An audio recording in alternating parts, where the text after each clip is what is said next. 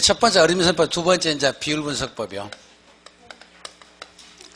비율분석법은 크게 봤을 때 안전성 따지는 거, 두 번째는 유동성 따지는 거, 세 번째는 수익성 따지는 거. 첫 번째가 안전성이요. 안전성이란 말은 원금 회수 가능성이 크냐 작냐 그런 얘기니까. 그래서 맨 첫 번째는 대부 비율. 여기를 대부 비율 할 수도 있고 아니면 저당 비율 또는 담보 비율 똑같습니다. 대부 비율은 분모가 부동산 가치분의 대부액. 여기가 부동산 가치요. 또는 아니면 총투자액이요. 부동산 가치. 그 다음에 분자는요. 여기는 대부액. 여기가 대부액 들어가면 대부비율이고 융자액 들어가면 융자비율이고 담보액 들어가면 담보비율이고 저당액 들어가면 저당비율. 그래서 이렇게 말을 만들면 되겠죠. 예를 들어서 전체 100억짜리 건물이 있습니다. 근데 80억을 빌려줬대요. 그럼 여기는 0.8이겠죠. LTV, Loan to Value. 그럼 여기는 80% 맞죠? 요즘 이렇게 안 빌려주지만은.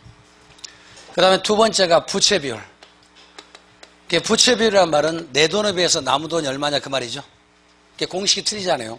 여기는 분모는 자기 자본.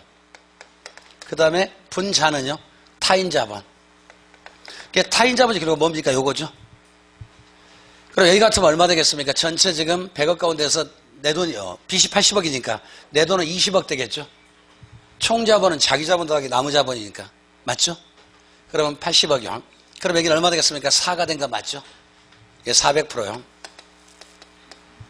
그래서 요 녀석이 좀 올라가면 이거는 엄청나게 올라갑니다. 만일에 대부비율이 올라갈 수도 있죠. 여기는 만일에 90억 빌려줬대요. 그럼 여기는 0.9가 되겠죠. 그럼 90% 되는 건 맞죠. 그럼 여기 같으면요. 여기가 10억이고 여기가 90억이니까 그럼 9가 되네요. 그럼 900% 되는 거 맞죠. 그러니까 대부비율이 올라가면 부채비율은 기하급수로 커집니다. 우리가 일반적으로 대부비율은 금방 알기 쉬운데 부채비율은 조금 더 어려워요. 사실은요. 우리 생각에. 그래서 부채비율은 언제든지요. 항상 분모가 여기는 구제다면은 이거 만들어 볼까요? 이렇게요. 부채비율은 예를 들어서요. 내 돈하고 남은 돈 관계니까 이렇게 썼을 때요. 이거 몇 개를 한번 만드시면 될 것 같아요. 이렇게요. 만약 부채비율 1이라는 얘기는 1분의 1이죠. 내 돈과 남은 돈 똑같으니까. 얘가 만약 1이 나왔다는 얘기는 여기 뭐 5에 가요. 여기가 타인 자본. 그 다음에 여기가 자기 자본이니까. 지분 자본이요. 여기는 지분 자본 이렇게 나왔을 때게. 만약 여기가 2 나왔다는 얘기는 1분의 2라는 뜻이죠. 내 돈에 비해서 2배니까. 그러니까 전체 3분의 1이 내 거고 3분의 2가 남은 돈이니까. 만약에 부채비율이 300%라는 얘기는 1분의 3이죠. 부채비율이 400%라는 얘기 1분의 4가 될 거예요. 5분은 여기 1분의 5가 될 거고. 그러니까 주로 이걸 많이 내죠. 그래야지 어쩌니까 전체 5분의 1이 내 거고 5분의 4가 빚이니까. 그러면 부채비율이 400%라는 얘기는 내 거는 20%고 빚이 80%. 맞죠? 근데 이런 거 같아도 잘 안 떨어지니까. 그 다음에 예를 들어서 여기가 9가 나왔다 가자. 그러면 1분의 9가 되죠. 그러면은 10분의 1이 내 거고 그 다음에 10분의 9가 빚이니까. 주로 부채비율 나온다면 400% 아니면 900% 나오는 게 거의 대부분입니다. 만약에 부채비율이 예를 들어서 800% 그러면은 여기는 1분의 8이니까 그럼 9분의 1이 내 거고 9분의 8이 이제 빚이니까 계산 떨어집니까? 안 떨어집니까? 잘 안 떨어져요. 그래서 대부분 부채비율 나온다면 400% 아니면 900% 나오는 게 거의 보편적입니다. 딱 떨어지게 되니까. 숫자 딱 떨어지게 되니까. 그 다음에 세 번째요. 이번엔 지분 비율. 그 다음에 지분 비율은 전체 중에서 내 것이 얼마냐 그 말이죠. 이거 같으면 분모는 부동산 가치, 전체 총 자본. 여기가 부동산 가치요. 그 다음에 분자는요. 여기는 자기 자본. 그래서 지분 자본 아니면 또는 자기 자본 나올 거니까. 그래서 여기서 볼 수 있는 것은 여기 같은 거는 얼마 되겠습니까? 전체 100억 가운데 내 것이 얼마죠? 20억. 그럼 여기는 0.1이니까 20% 나왔겠죠?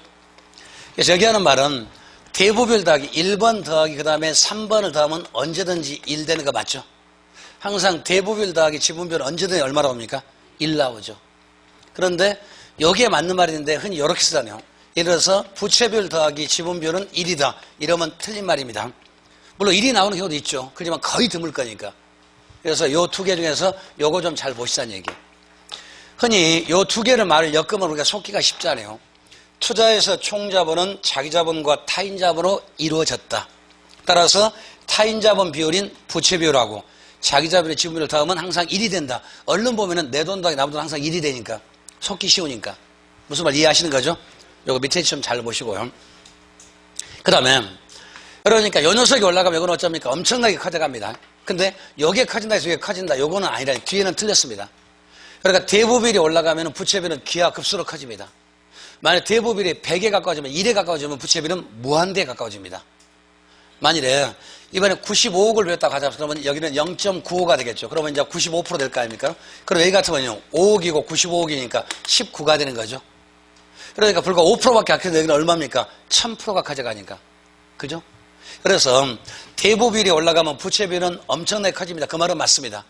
근데 부채 비율이 상승하면 대부 비율이 기하급수로 올라간다. 그 말은 아니란 얘기. 지금 말 이해하시는 거죠? 그러니까 대부 비율이 상승하면 부채 비율은 엄청나게 커져갑니다. 근데 부채 비율이 올라가면 대부 비율이 기하급수 커진다. 그 말은 아니란 얘기. 바꾸면 안 된다는 얘기. 이해하시는 거죠? 그 다음에 두 번째. 이번에 이제 유동성 따지는 문제. 유동성을 또 다른 말로 환금성. 유동성, 환금성. 여기는 종류가 두 가지가 있었는데 부채 감당률하고 채무 불이행률. 부채 감당률.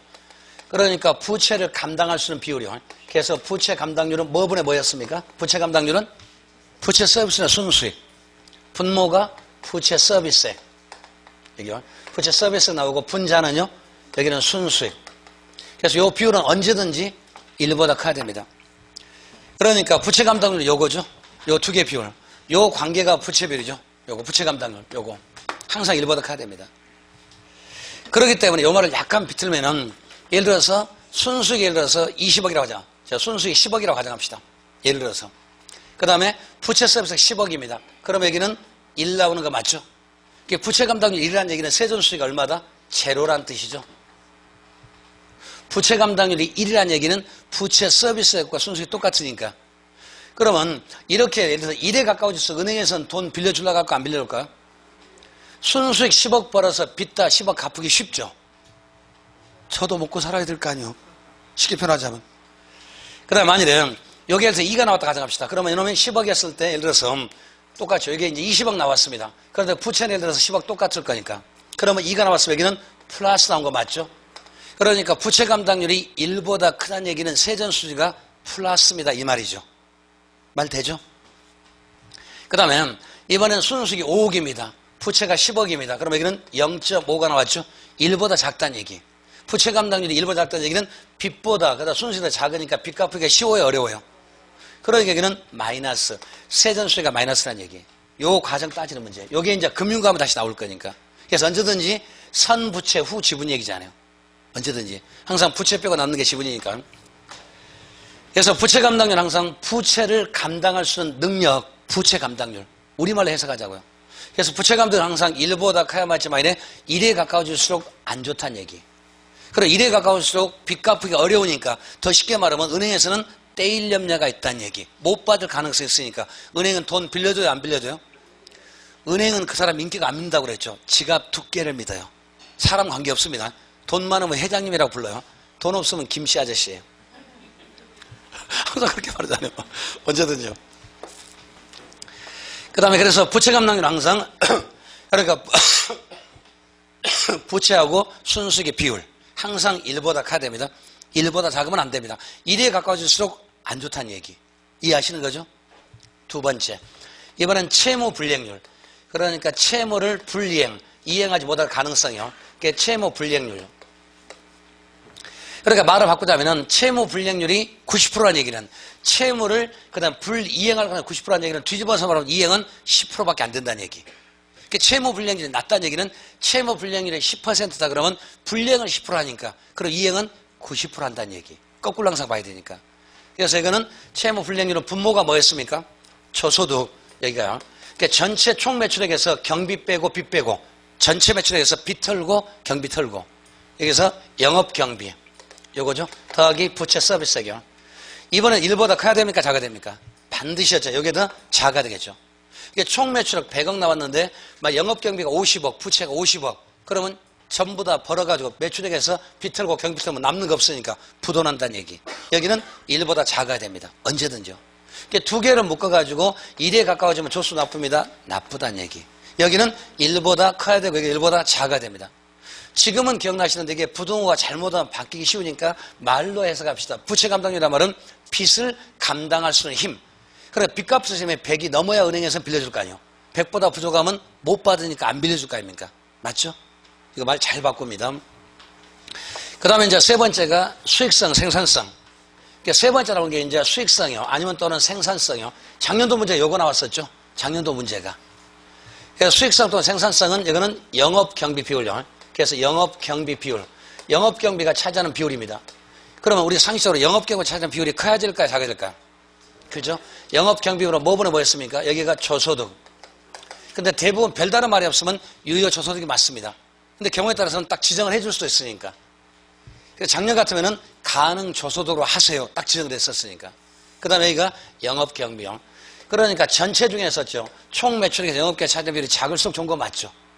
만약에 100억 매출을 올렸습니다. 근데 영업경비가 100억 썼대요. 누구나 이렇게 못합니까? 돈 많이 쓰면 되니까. 요 비율이 작을수록 좋아요. 요 비율이 작을수록 수익성이 높은 거고 높을수록 수익성이 떨어지는 거. 이해하시는 거죠? 그래서 이렇게 묶어서 한 문제가 반드시 나옵니다.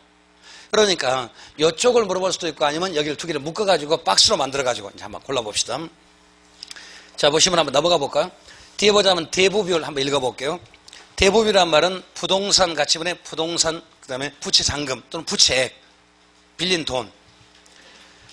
그러니까 대부비율이란 말은 부동산 가치에 대한 융자액의 비율, 전체 총 투자액 또는 부동산 가치 또는 총자본, 전체 통투자액 가운데 빚이 얼마나 차지하는가.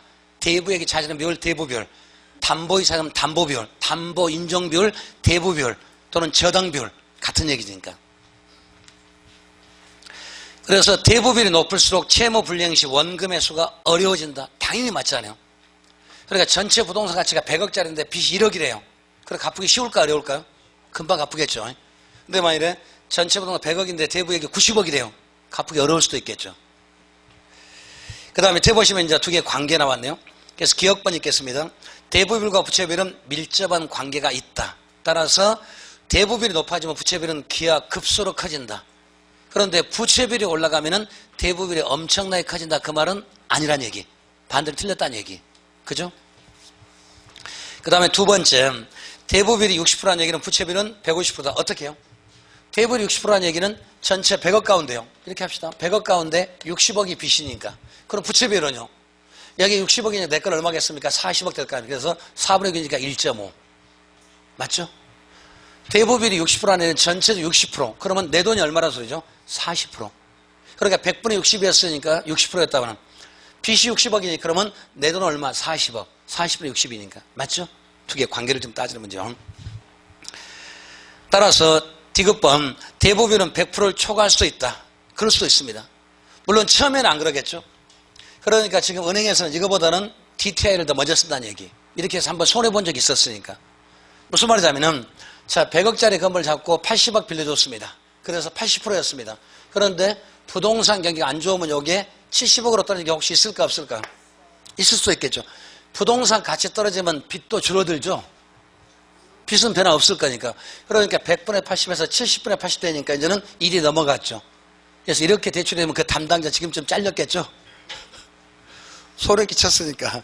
그럴 거 아닙니까? 자, 그 얘기입니다. 그 다음에 자기자본 비율. 그러니까 그 세 가지. 그래서 지금 문제 안 나왔던 것은 대부 비율 더하기 지분 비율은 언제든지 1입니다.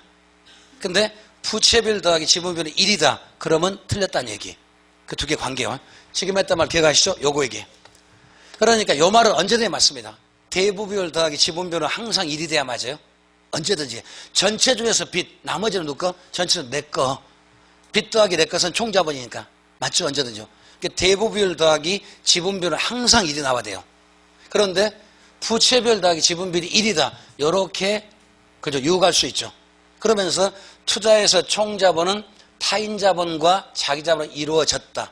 따라서 타인자본 비율인 부채 비율하고 자기자본 비율인 지분 비율을 더하면 1이 된다. 그럼 느낌이 어떻게 보입니까? 맞을 것 같아. 아니란 얘기요. 그 주의하시고요. 그 다음에 오른쪽에 이제 부채 감당률. 부채 감당률이 이쪽 얘기 나왔네요.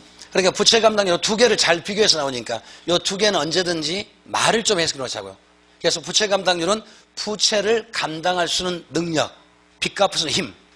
그러니까 빚을 갚을 수 있는 일이 넘다는 얘기는 100%가 넘어야지 빚을 다 갚는다는 얘기죠. 부채 감당률 1보다 작다는 얘기는 부채 감당률 0.9 나왔습니다. 그럼 90%밖에 빚을 못 갚는다는 그 뜻 아닌가요? 그럼 빌려주는 사람 입장에서는 100% 다 못 받을 가능성이 있으니까 돈 빌려주려고 할까 안 빌려주려고 할까? 당연할 거 아닙니까? 그래서 부채 감당률은 반드시 1보다 커야 의미가 있지 1보다 작으면 의미가 없습니다. 여기까지만 된 거죠? 그 다음에 이제 채무 불이행률은 그죠? 채무를 이행하지 못할 가능성. 그러니까 채무 불이행률이 높다는 얘기는 그죠? 채무 이행률은 낮다는 얘기니까. 채무 불이행률이 낮으면 낮을수록 불이행이 낮으니까 뒤집어 말하면 이행은 높다는 소리 아닐까요? 말뜻이. 그러니까 채무 불이행률이 크면 클수록 나쁜 거. 채무 불이행률이 100%래요. 그럼 100%다 못 갚으니까 그럼 떼일 염려가 있으니까 이게 낮을수록 좋은 거. 그래서 두 개는 전부 다 1에 가까울수록 안 좋다. 부채 감당률은 1보다 커야만 됩니다. 채무 불이행률은 1보다 작으면 됩니다. 그러니까 부채 감당률이 크면 클수록 그렇죠. 그만큼 돈 되는 사업이고 그 다음에 채무 불이행률이 낮으면 낮을수록 그만큼 사업이 그만큼 좋은 거. 돈이 잘 돌고 유동성이 확보가 되니까. 그러니까 기업 입장에서 좋은 거라 그런 뜻. 말 되죠? 그 말을 바꿔가 그렇게 말합니다. 그래서 밑에 보시면은 거기 특징만 볼게요. 부채 감당률이 만일에 1보다 크다면은 부채 감당률이 1보다 크다면은 순영업소득으로 부채 수술을 상환하기 충분하다는 것. 그러니까 부채 감당률이 200%라 그러면 빚보다 순수익이 2배다 그 말이죠. 부채 감당률이 300%다. 그럼 빚보다도 부채세보다 순수익이 3배다. 그러니까 빚값이 더 수월한 건 맞겠죠. 그럼 은행에서 빌린 돈 받기 수월하겠죠. 맞죠? 그래서 1보다 반드시 커야 됩니다. 만약에 1보다 작다는 얘기는 순영업소 순수익이 부채를 커버를 못하니까 그러면 돈 갚기가 어렵다. 그러면 은행 입장에서는 돈 회수가 쉽다 어렵다. 어렵다. 그러면 돈 안 빌려줄 거다. 그 말 아닌가요? 맞죠? 우리 사람들도 그러잖아요. 돈을 빌려줄 때 그 사람 인격 안 믿죠. 그 사람이 가진 게 있어야 빌려줄 거 아니에요. 그래서 못 믿겠으니까 누구를 세워라. 보증이 세우는 거 맞죠? 누구를 묶어놔야 될 거 아닙니까? 그럼 못 갚아 네가 대신 갚아. 그런 얘기니까. 그죠? 그 다음에 채무불이행률을 보면은 유효주도 총매출액. 채무불이행률은 총매출액에서 경비 털고 빚 털고 전체 매출액에서 경비와 빚이 차지하는 비율. 총매출액에서 빠져나간 돈이 커야 좋아요 작아져요?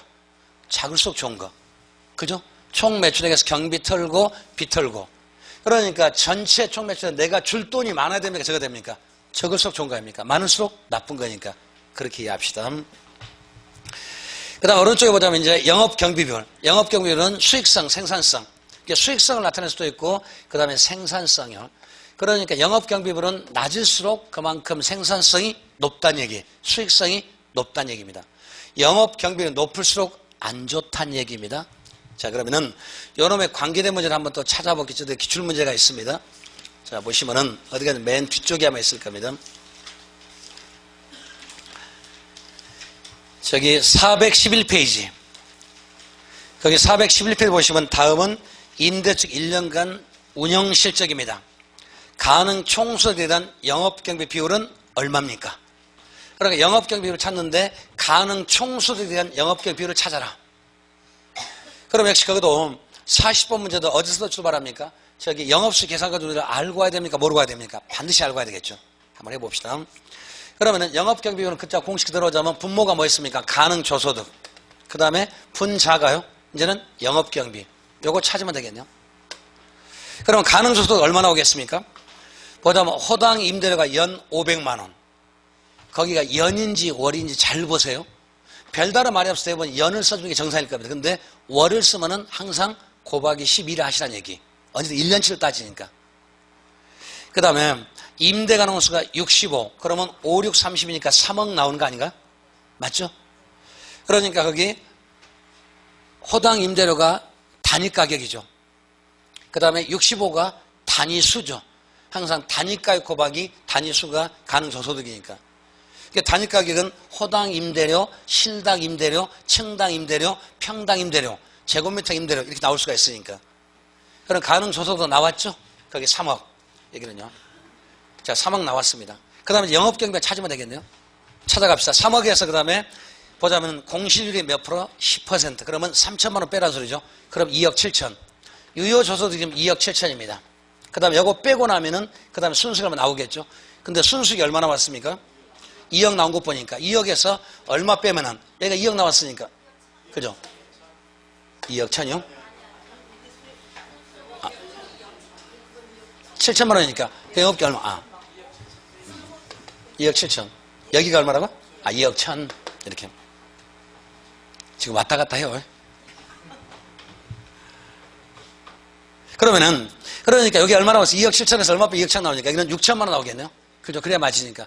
그러니까 결국 이것도 단순한 문제지만 저 과정을 알아야 되면 몰라야 됩니까? 이 과정이 있으면 이게 아무튼 이 과정은 어떤 형태 문제 나옵니다. 이건 100% 나와요. 이 과정 문제는 투자에서 나올 수도 있고 아니면 저기 가면은 수익 방식 가면 반드시 나옵니다. 둘 중에 하나는 꼭 나오니까. 그래서 아무튼 영업 경비, 영업 수익 계산 과정은 반드시 알고 계셔야 되니까. 순서만 아는 것 중요하지만 위아래 올라가면 숫자 문제까지 좀 기억을 하셔야 되니까. 그래서 가공기, 유형순, 부세형세 이렇게 외우신 분도 있죠. 아 몰라 뭔 소리지. 그렇게 외우신 분도 있고 하면 순서를 알아야 되니까 꼭 알아두실 필요가 있습니다. 그러면 이제 6천만 원 나왔습니다.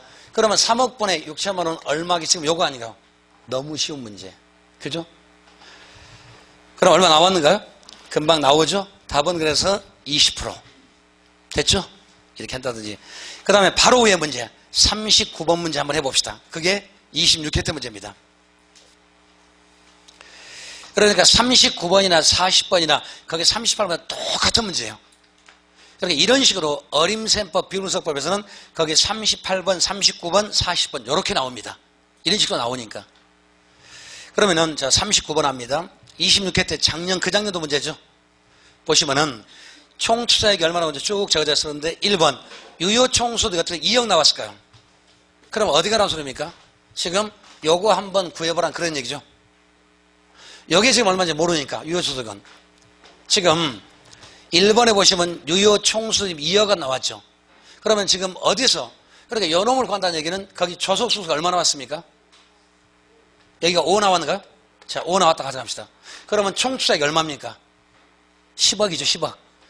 그러니까 그럼 여기는 X는요.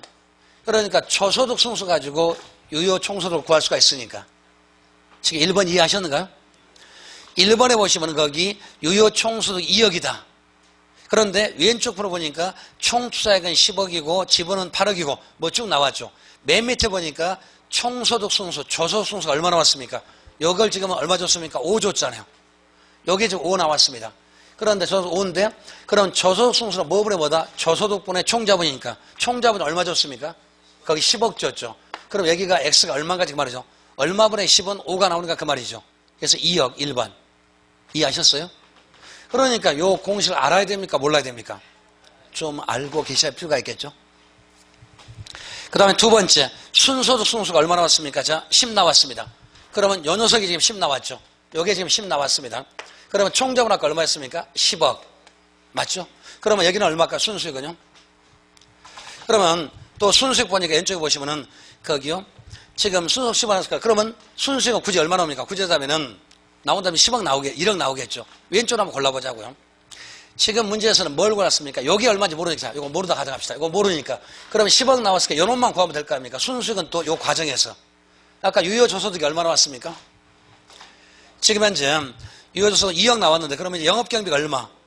빼면 되겠죠?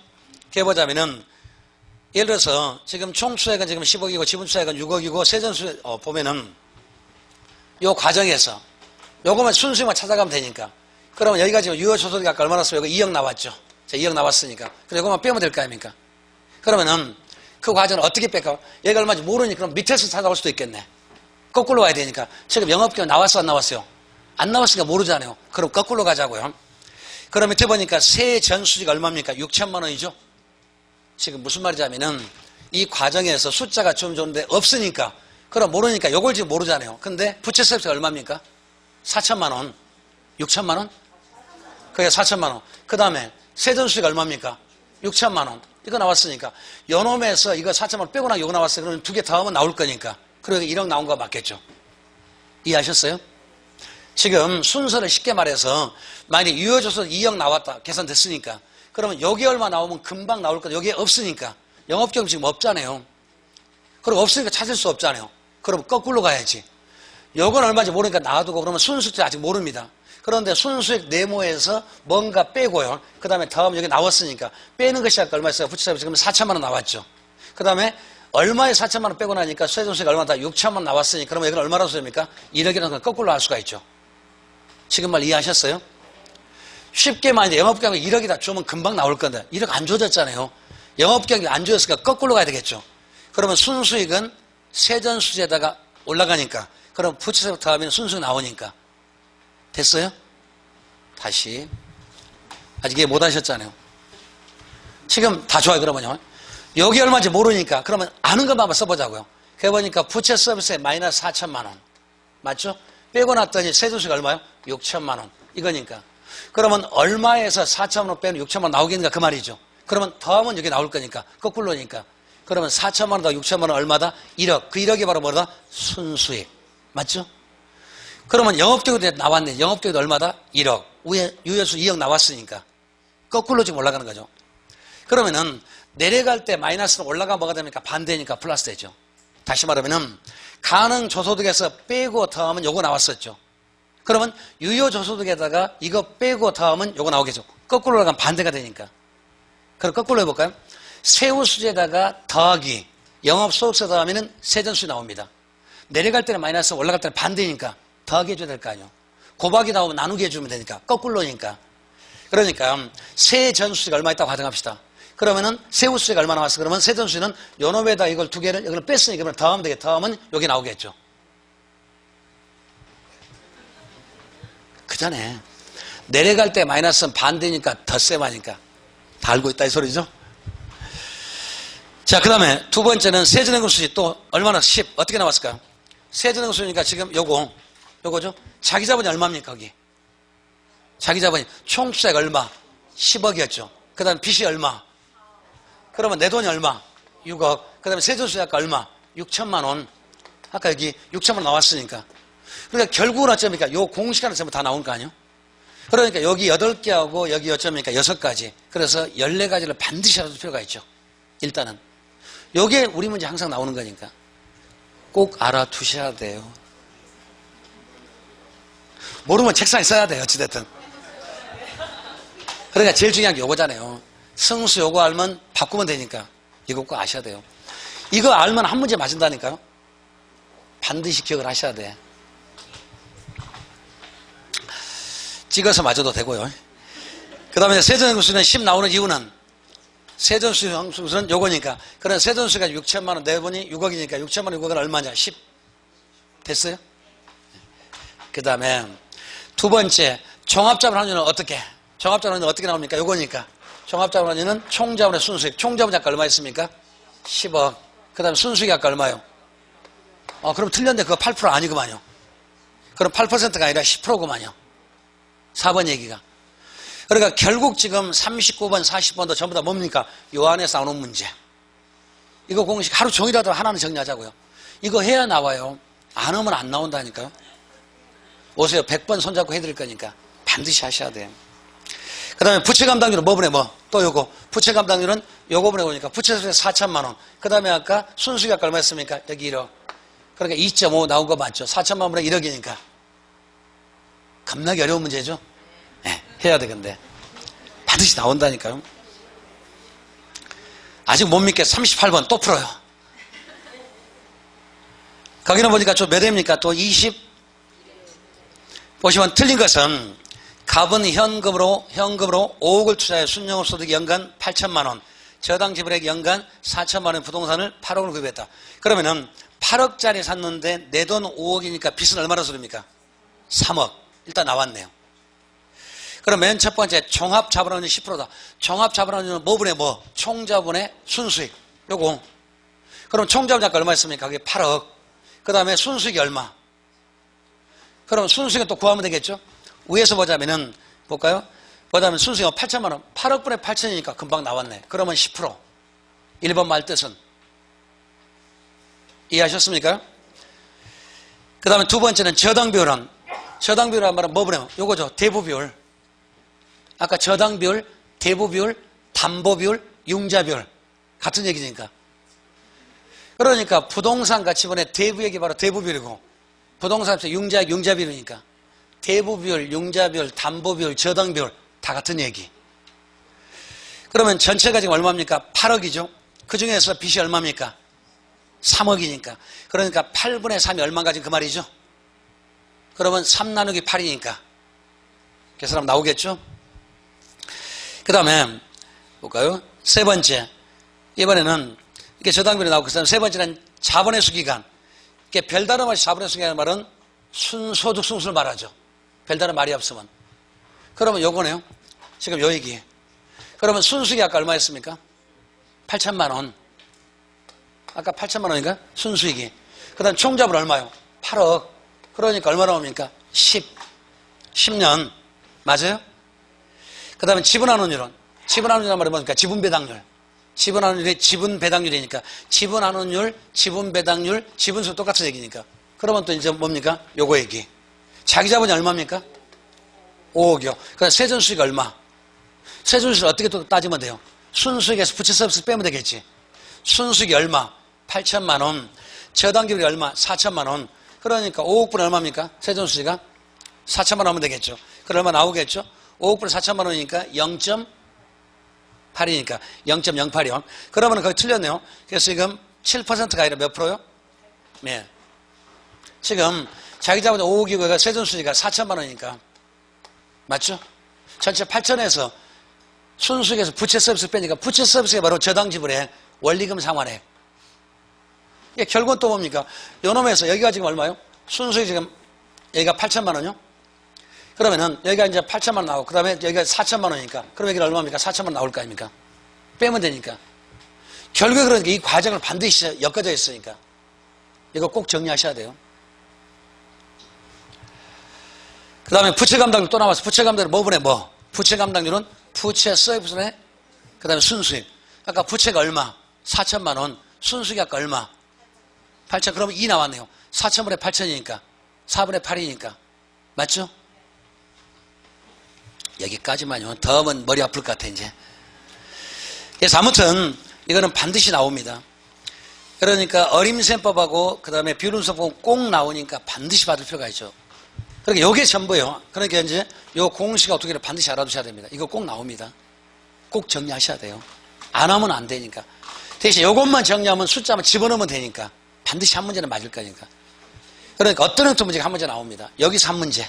그 다음에 두 번째는 이제 그죠? 할인 현금 분석법 두 번째가.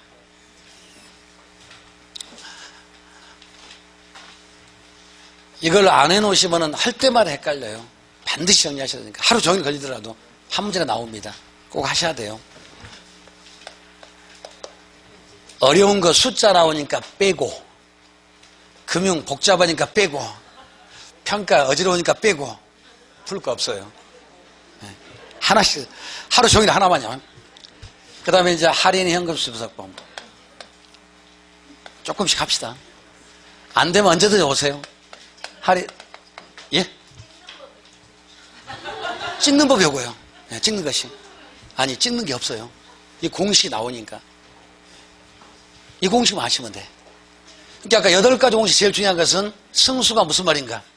소득분의 자본. 그게 가장 기본이죠. 그거 하나 하면 8개 알 수 있잖아요. 승수는 소득분의 자본이다. 그러면 소득이 뭔가 있더라. 저소득 승수, 순수익 승수, 세전 승수, 세후 승수 4가지 나오고 그걸 바꾸면 이제 또 4가지. 총자산 회전율, 그 다음에 종합자본 환원율, 지분배당률, 세후수익률. 그럼 8가지 다 만들어졌잖아요. 그 다음에 이제 대부비율, 부채비율, 지분비율. 그 다음에 부채감당률, 채무 불이행률. 그 다음에 영업경비율. 그게 전부예요.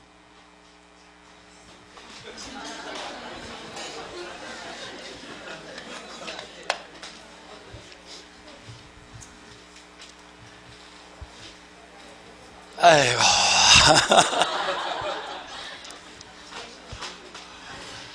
그래서 이런 DCF요. 그래서 할인 현금 수지 분석법. 글자 그대로 할인해서 들어온 돈의 수입 가치를 따지는 방법. 요건 무슨 말이냐, 요 얘기요. 지금 예를 들어서 100억을 투자하겠습니다. 그 다음에, 그럼 여기에 1년 지난 다음에, 예를 들어서 일정한 다음에 150억 나온다고 가져가자고요. 예를 들어서. 그러니까 요 100억을 지금 투자할 때, 여기서 비용이 나가요. 그래서 이거를, 그죠, 현금 유출이요. 그러니까 예를 들어서 지금 비용 나간 돈, 그 다음에 이게 들어오는 수익입니다.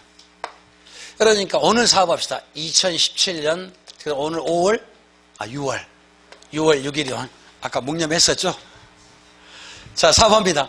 그러면서 일정한 다음에 예를 들어 딱 1년만 한번 해봅시다. 그러면 이제 2018년 6월 6일 가서 150억 나온대요. 예를 들어서. 그런데 투자는 항상 비용이 나갈 시점이 기준이지 수익이 들어올 시점 기준이 아닙니다. 그러면 현재 여기서 100억 나갔는데 수입은 200억이, 예를 들어서 150억이 여기서 들어옵니다. 그런데 여기서 지금 할 건지 판단해야 됩니다. 그러면 이 녀석을 이렇게 끌고 와야 되겠죠. 끌고 오는 것을 뭐라고요? 할인. 그럼 끌고 올 때 반드시 뭐가 들어갔습니까? 할인율이 들어가겠죠. 뭔가 이자율이 있어야 됩니다. 예? 그래서 해가지고 그럼 150억 한번 계산 한번 해보자고요. 그러면 여기가 얼마 나올 거 아닙니까? 했는데 110억 나올 수도 있고 아니면 90억 나올 수도 있겠죠. 그러니까 나가는 돈의 현재 가치와 들어오는 수익의 현재 가치로 비교해봐서 수익의 현재 가치가 더 크면 합시다. 만약에 비용의 현재 더 크면 하지 말자. 이게 끝이에요. 그러니까 할인 현금 수법이라는 것은 미래 수입을 현재 가치로 바꿔서 나가는 돈하고 들어오는 돈 현재 가치로 비교해봐가지고 들어오는 수입의 현재 가치가 더 크면 할 것이고 만약에 나가는 비용이 더 크면 하지 않을 거고 이게 전부예요. 그러니까 말 그대로 할인이란 말은 미래 가치를 현재 가치로 바꿔서 그 다음 들어온 돈 현금에 수입하고 지출서로 비교해봐서 수입이 현재 가치가 더 크면 합시다. 비용이 더 크면 하지 말자. 이게 전부예요. 말 뜻이. 자, 읽어볼게요. 자, 그 얘기가 어디 갔냐면은 365페이지죠.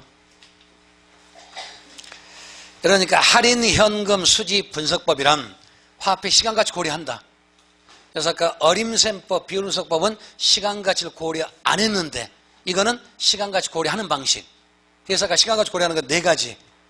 그죠? 수익성지수법, 순현재가치법, 내부수익법, 현가 전부 다 여기에 속하는 것들이요. 보시면은 볼까요? 장래 예상되는 현금 유입의 현재 가치와 즉 내년에 들어 150억을 현재로 바꿔가지고 그게 110억이 됐대요. 그거하고 지금 나가는 비용의 현금 현재 가치 그 두 개 100억을 비교해봐가지고 들어온 돈의 현재 가치가 더 크면 할 거고 나가는 돈의 현재 가치가 더 크면 안 할 거고 말뜻이. 그러니까 직역을 하는 거예요. 그러니까 할인 현금 수지법이란 말은 미래 수입을 현재로 바꿔서 그게 할인이잖아요. 그러니까 미래 수입을 현재 가치로 바꿔서 이 녀석하고 나간 돈하고 서로 비교해봐서 들어오는 돈의 현재 가치가 나간 것보다 크면 합시다. 들어온 돈의 현재 가치가 나간 돈보다 더 작으면 하지 말자. 이게 끝이에요. 다른 말 없잖아요. 그러니까 할인 현금 수지 분석법 말을 지금 해석하는 겁니다.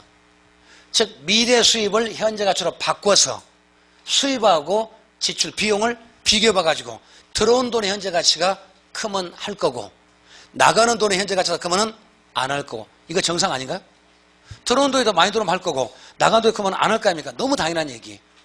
다른 말 필요 없잖아요. 즉 미래 수입을 현재 가치로 바꿔서 들어오는 현재 가치가 나가는 것보다 크면 합시다.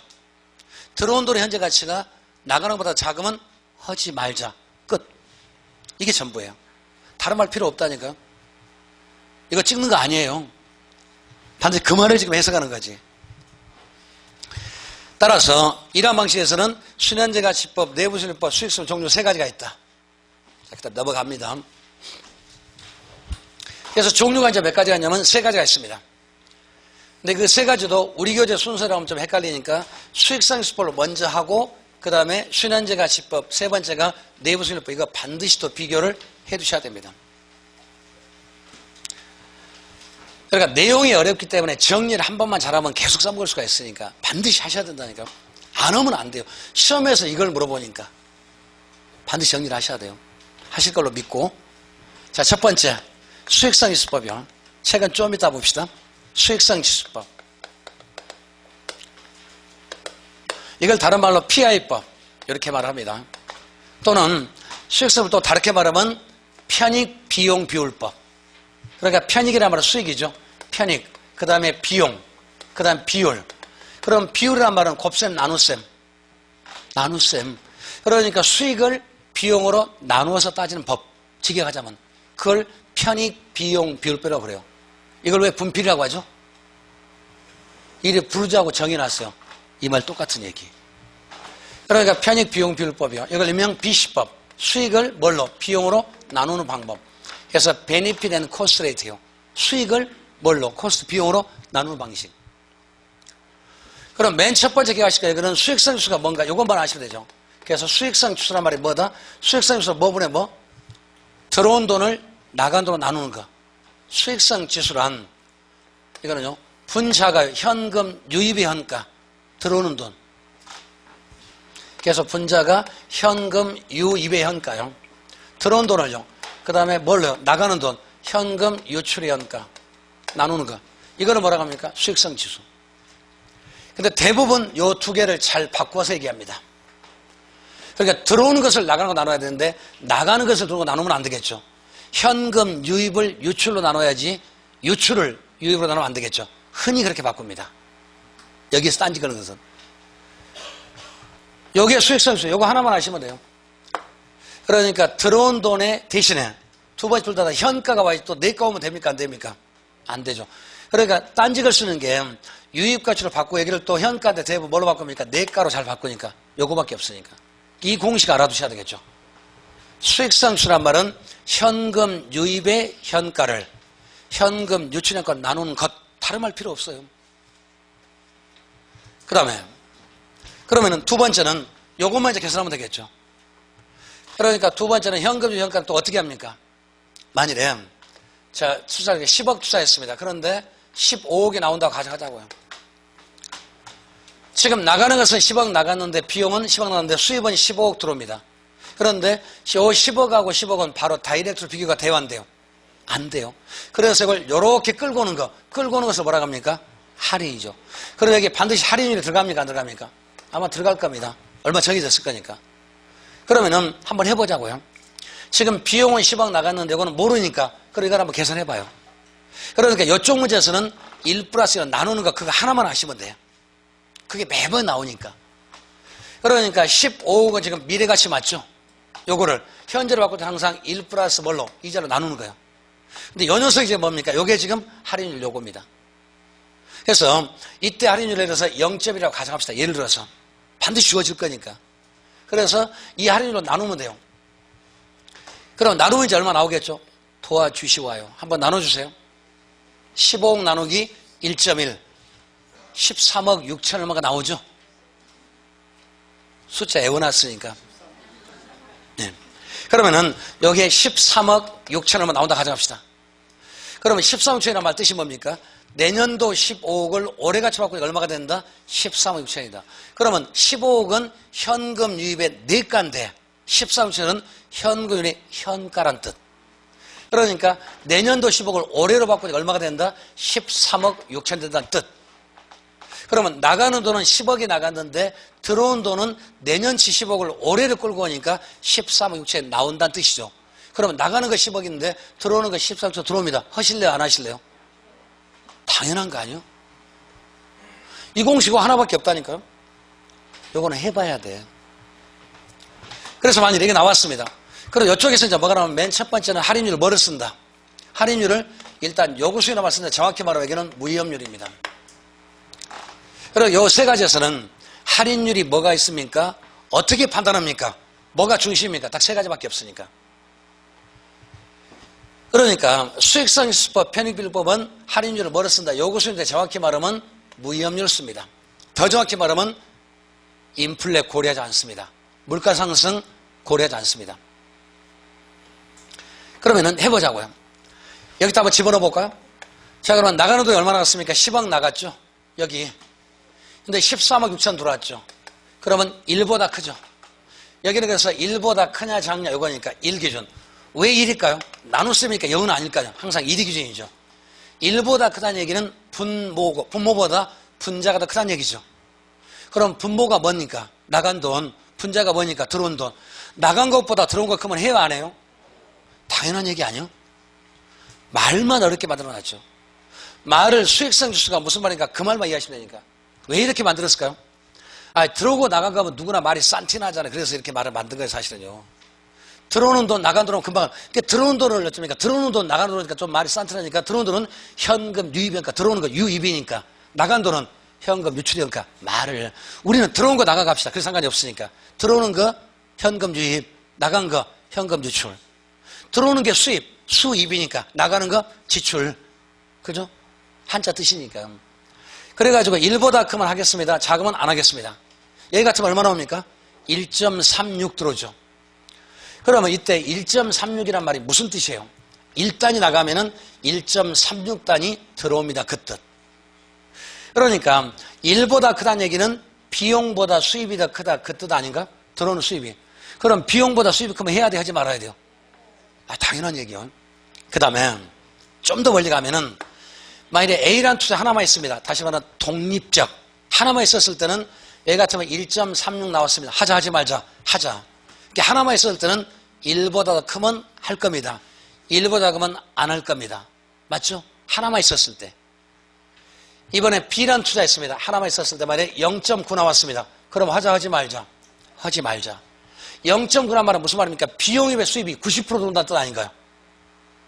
비용은 10억 나간다는데 들어오는 것은 9억 들어온대요. 그럼 0.9잖아요. 그러면 나가는 거 10억 나가는데 9억 들어오면 하실래요? 안 하실래요? 이거 뭐 상식력이 아닌가요? 맞죠? 그러니까 하나만 있었을 때는 1보다 크면 하겠습니다. 작으면 안 하겠습니다. 이거를 상호, 그죠? 이건 독립적. 그러니까 하나만 있었을 때는 1보다 크면 한다. 왜? 돈 되니까.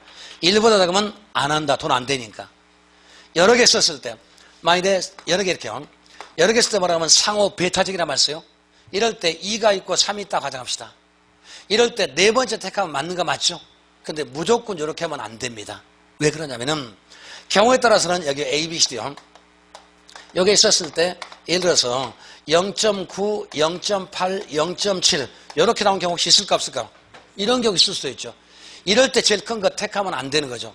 그러니까 두 개를 합쳐서 여러 개 썼을 때는 1 이상 된 거 가운데서 제일 큰 거 이렇게. 그래야 논리가 맞잖아요.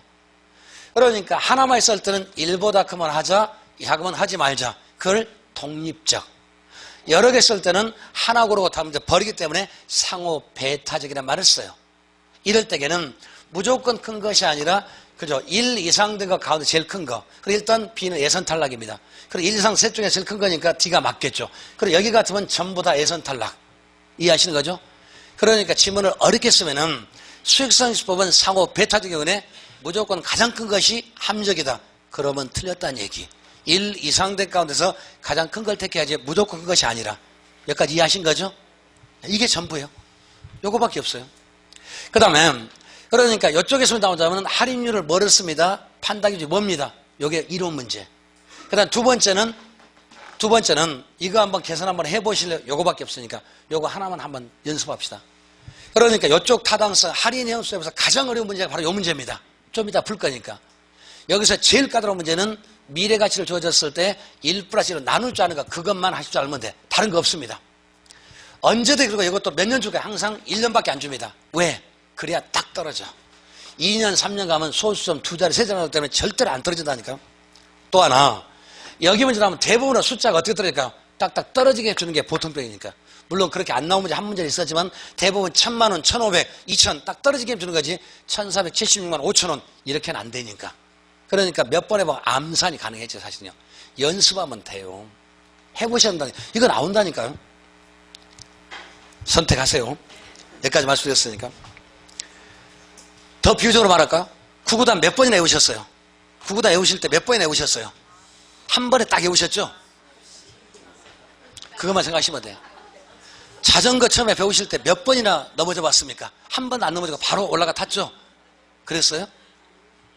그것만 생각하시면 돼요. 자, 읽어봅시다. 예, 많은 거 얘기 안 할게요. 그래서 이번에는 어디냐면은 370페이지. 수익성 지수법 개념. 수익성 지수법은 수익성 지수로 따진다. 근데 수익성에서 뭐분의 뭐다? 현금 유입의 현가를 현금수로 나눈다. 그러니까 유입이 분자, 유출이 분모. 둘 다 현가. 근데 대부분 잘 바꾸는 것이 여기 유입주술 순서를 잘 바꿀 거고 그다음에 주로 내가로 잘 바꿨습니다. 둘 다 언제든 현가.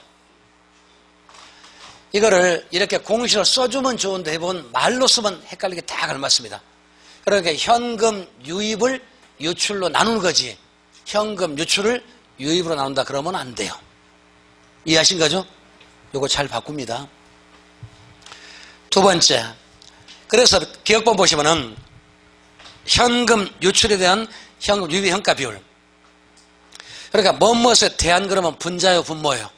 항상 분모니까 현금 유입에 대한 유출의 비율이 아니라 유입에 대한 그죠? 유출에 대한 유입의 비율이지, 그죠? 유출에 대한 유입의 비율이지 유입에 대한 유출 비율이 아니라는 얘기. 항상 분모가 뭐 들어가야 됩니까? 유출, 분자가 유입.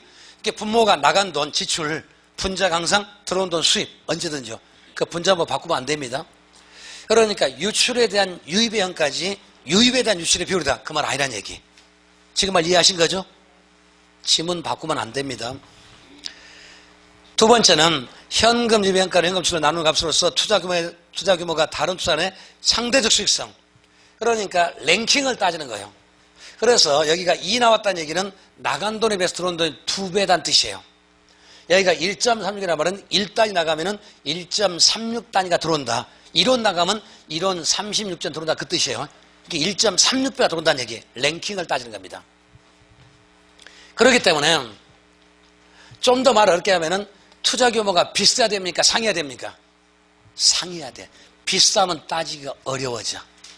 그것까지만요. 그 다음에 이걸 편익비용 비율로 합니다. 그래서 밑에 보시면 이제 그러니까 수익성 지수법 편익 비율 보면 똑같은 얘기. 그럼 맨 먼저 기억하실 것은 수익성 지수법 추산 말이 무슨 말인가? 유입을 유출로 나눈 것. 현금 유입의 현가, 들어온 돈의 현재 가치를 나가는 돈의 현재에서 나누는 것. 둘 다 유입의 현가를 유출로 나눠야지 유입의 내가를 유출로 나누면 안 된다는 얘기. 둘 다 현가. 그러니까 이 공식 반드시 알아두실 필요가 있겠죠. 그게 가장 기본이니까. 이게 제일 여기서 키예요. 그 다음에 밑에 보시면 투자인의 상호 독립적 하나만 했을 때는 1보다 크면 하겠습니다. 1보다 크면 안 합니다. 됐죠? 오른쪽은 여러 개 썼을 때 그게 베타적. 여러 개 썼을 때 잘 보시면은 수익성에서 1보다 큰 투자한 중에서 제일 큰 거지 무조건 가장 큰 것이 합리적이다. 아니란 얘기. 그러니까 아까 이런 식으로 나왔을 때 전부 다 1보다 다 작잖아요. 그러면 제일 큰 거 여기 아니라 다 필요 없는 얘기. 1보다 작으면 안 되니까. 일단 1보다 큰 것이 여러 개 있었으면 그 중에 제일 큰 거. 1보다 큰 하나도 없다. 다 틀렸고. 자, 그 다음에요. 그 다음에 거기 특징 보시면은, 볼까요? 니은번 보시면은 구할 때 뭘 쓰는, 할인율을 쓰는데, 할인율 요구 수익률. 근데 정확히 말하면 그 요구 수익률은 무위험률입니다. 정확히 말하면. 그러니까 여기는 물가상승 고려하는 무위험률이고요. 그러니까 딱 두 개만 기억합시다. 첫 번째는 할인율 뭐 쓰고 판단 기준이 뭐다. 그게 첫 번째. 두 번째는 수익성수가 뭡니다. 요거. 요 두 개가 이론 문제입니다. 그 다음에 산수 문제 나온다면은 항상 나눌 수 있는 방법 요것만. 미래 수입을 1 플러스 1로 나누세요. 그게 계산 문제. 둘 중에 하나니까. 그러니까 이론 문제 나올 때는 요걸 물어볼 거고 그 다음에 계산은 이렇게 나올 거니까. 좀 이따 합니다. 자, 그 다음에 앞으로 가세요. 그러니까 지금 타당수 사정에서 할인율 수준 하나 먼저 얘기했습니다. 수익성 지수법은 맨 첫 번째 수익성 지수로 따진다. 이제 수익성 지수가 무슨 말이다? 현금 유입의 현가를 현금 지수하고 나누는 것. 됐죠? 그 다음에 할인율을 뭘 쓴다? 요구수인데 정확히 말하면 무위험률. 그 다음에 판단 기준이 뭐다? 1. 1보다 크냐 작냐? 여러 개 쓸 때는 1 이상 더 제일 큰 건 여기까지. 되신 거죠? 자, 좀 쉰 다음에 이제 수능값 합시다. 요거 왼쪽은 지우시면 안 되면 좀 쉬어갑니다.